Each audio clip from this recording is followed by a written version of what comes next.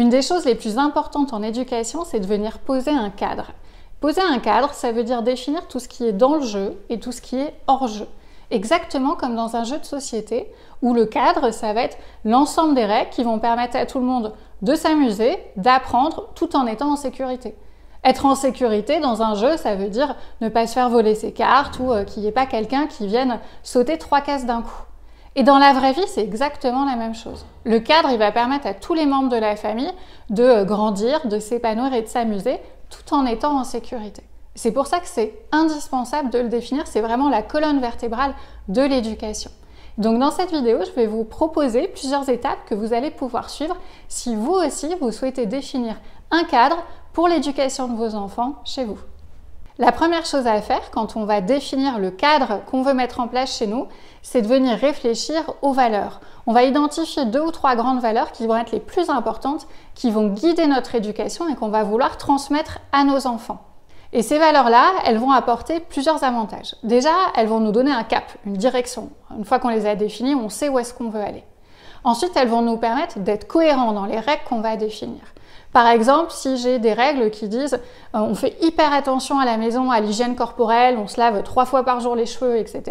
Mais qu'à côté, on se fiche complètement de la maison, que c'est un bazar sans nom et qu'elle est très sale, là, on n'est pas cohérent. À partir du moment où on estime que la propreté est une valeur qui est extrêmement importante chez nous, il faut l'appliquer partout, que ça soit sur les gens ou que ça soit sur les maisons. Donc, le fait de définir ces valeurs-là, ça va nous aider à apporter de la cohérence dans les différentes règles qu'on va pouvoir appliquer à la maison. Et enfin, le fait de définir des valeurs, ça aide à construire le cadre et à le faire évoluer.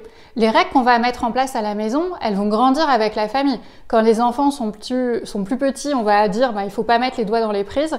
Par contre, quand ils ont 15 ans, c'est un peu moins pertinent comme règle et on va plutôt mettre des règles sur les temps d'écran ou les temps de sortie.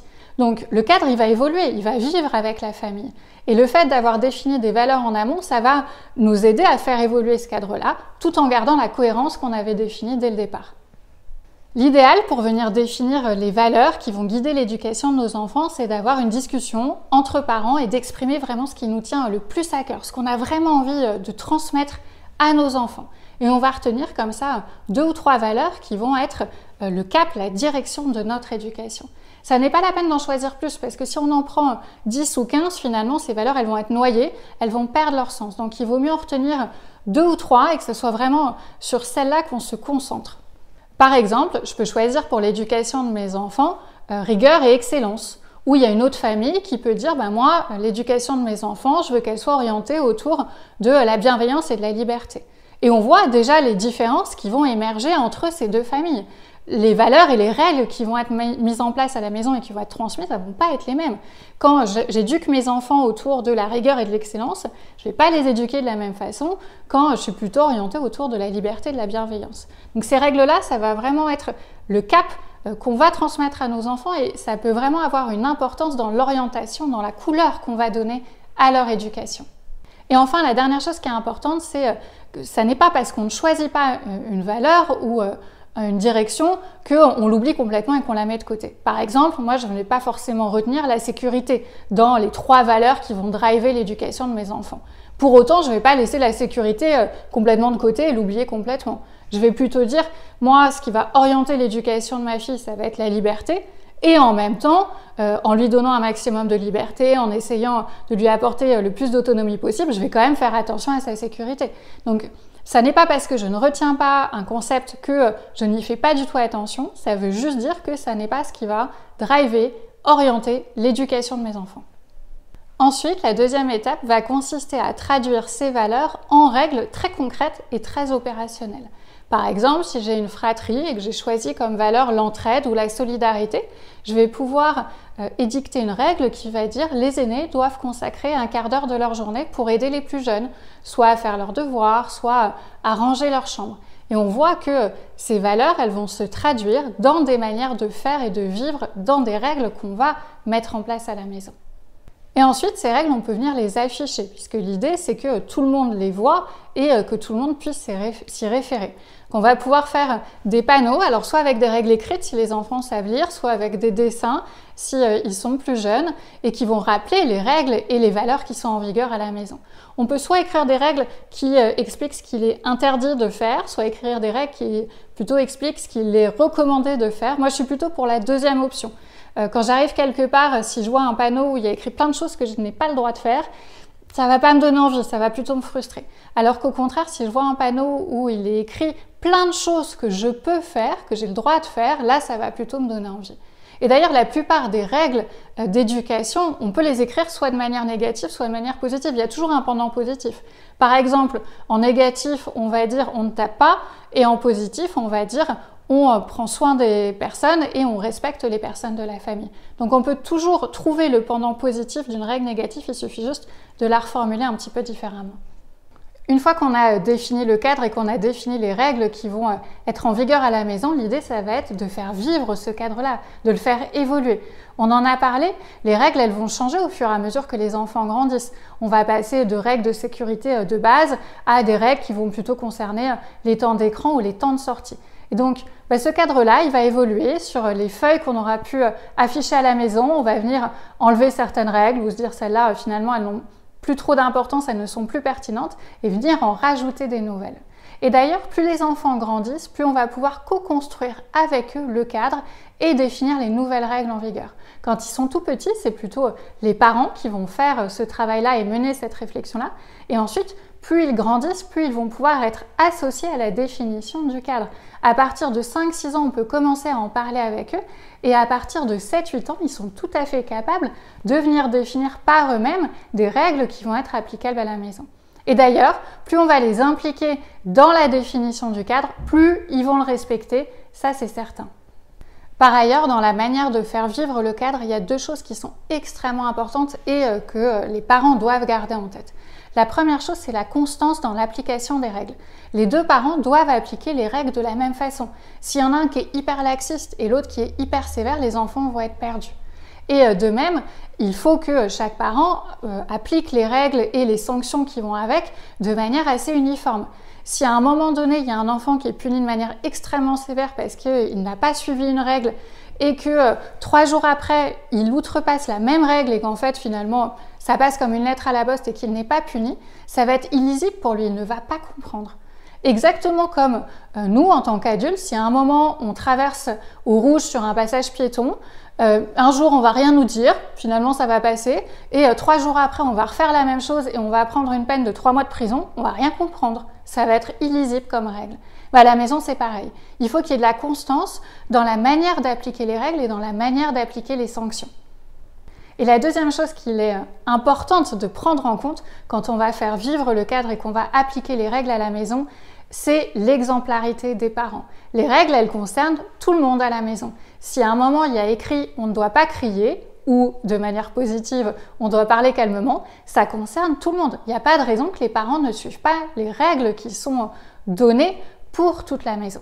Alors ça ne veut pas dire qu'on va les suivre exactement de la même façon. Par exemple, pour le temps d'écran, il va augmenter en fonction de l'âge. On n'a pas le même temps d'écran quand on a 3 ans, quand on en a 12 et quand on en a 35. Donc potentiellement, les parents vont avoir un temps d'écran supérieur à celui des enfants.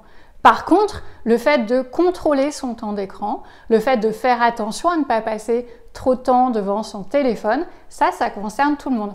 Et les parents, même s'ils ont un temps d'écran supérieur, s'ils mettent cette règle-là à la maison, ils vont aussi devoir contrôler et surveiller leur consommation d'écran. Si vous avez suivi toutes les étapes de la vidéo, vous avez donc défini des grandes valeurs qui vont orienter l'éducation de vos enfants. Ensuite, vous avez traduit ces valeurs-là en règles très opérationnelles et vous avez posé un cadre que vous faites vivre au quotidien avec vos enfants. Jusque-là, tout va bien, jusqu'à ce qu'à un moment, un enfant dépasse le cadre et ne respecte pas une règle qui a été définie à la maison. Et ça va arriver, hein, il ne faut pas se leurrer, les enfants par définition vont venir tester les limites qu'on va mettre en place. Et donc là, ce qui est intéressant, c'est de se demander comment est-ce qu'on va réagir et d'y penser un peu en avance. Si on n'y réfléchit pas plus que ça, au moment où ça va arriver, on risque d'être pris de court. Donc c'est intéressant de venir anticiper et se demander comment est-ce que je vais réagir lorsque mon enfant ne va pas respecter le cadre et les règles que j'aurais définies. Sur ce sujet-là en particulier, j'ai diffusé une autre vidéo dans laquelle j'explique de manière très précise ce qu'on peut faire quand l'enfant ne respecte pas le cadre et les règles en vigueur à la maison. Je vous mets le lien si vous voulez la consulter, mais je vais quand même vous la résumer de manière extrêmement rapide pour que vous ayez les grandes idées. En synthèse, pour pouvoir effectuer un recadrage, on va passer par plusieurs étapes. La première étape, elle va consister à factualiser ce qui s'est passé, c'est-à-dire à discuter avec l'enfant et exprimer de manière très factuelle la bêtise qu'il a faite. Par exemple, tu as tapé ton petit frère. On ne parle pas des personnes, on ne dit pas tu es méchant ou tu es violent. On se contente simplement d'exprimer ce qui s'est passé pour responsabiliser l'enfant et le mettre devant ses actes. Ensuite, on va aller se placer devant le panneau qui donne toutes les règles de la maison et on va lui montrer la règle qu'il n'a pas respectée. Tu as tapé ton petit frère et donc tu n'as pas respecté la règle qui dit qu'à la maison, on doit prendre soin de toutes les personnes. Donc, tu as dépassé le cadre qui a été mis en place à la maison. Et enfin, troisième étape, plutôt que de punir en privant l'enfant de quelque chose qui est finalement assez négatif et qui souvent d'ailleurs n'a pas de lien avec la bêtise qui a été faite, on va plutôt chercher à réparer. Et donc pour ça, on va demander à l'enfant qu'est-ce que tu peux faire pour réparer ou pour nettoyer ta bêtise. On peut aussi lui faire une proposition. Là, par exemple, on va pouvoir dire à l'enfant « Tu as tapé ton petit frère, ça ne respecte pas la règle à la maison qui dit qu'on doit respecter les personnes.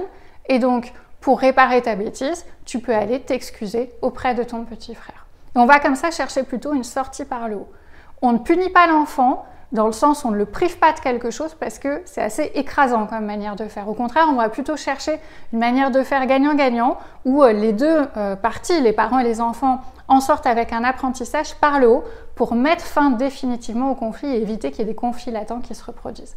Encore une fois, si vous voulez aller plus loin, je vais vous mettre le lien vers la vidéo qui détaille de manière vraiment beaucoup plus détaillée chacune des étapes du recadrage. Comme ça, vous pourrez le faire aussi à la maison au moment où votre enfant potentiellement ne respectera pas le cadre et les règles que vous aurez définies chez vous. En synthèse, définir un cadre pour l'éducation de ses enfants, c'est une des choses les plus importantes. Pour les enfants, ça va leur permettre de grandir, de s'épanouir tout en se sentant en sécurité. En sécurité physique, mais aussi émotionnelle, affective, etc. Et pour les parents, ça va aussi donner un cadre, c'est-à-dire avoir des éléments auxquels on peut se référer. Quand l'enfant fait une bêtise, si on n'a pas réfléchi en amont au cadre qu'on avait posé, si on n'a pas posé des règles et si on n'a pas réfléchi à la manière dont on allait réagir, en fait, on est complètement pris au dépourvu, on ne sait pas comment réagir. Et on peut réagir de manière un peu inadaptée. Alors qu'au contraire, quand on a posé le cadre en amont, on a pris le temps de poser les règles et qu'ensuite on a réfléchi à la manière dont on allait réagir quand ces règles seront dépassées, on sait exactement ce qu'on a à faire. Et donc c'est beaucoup plus facile.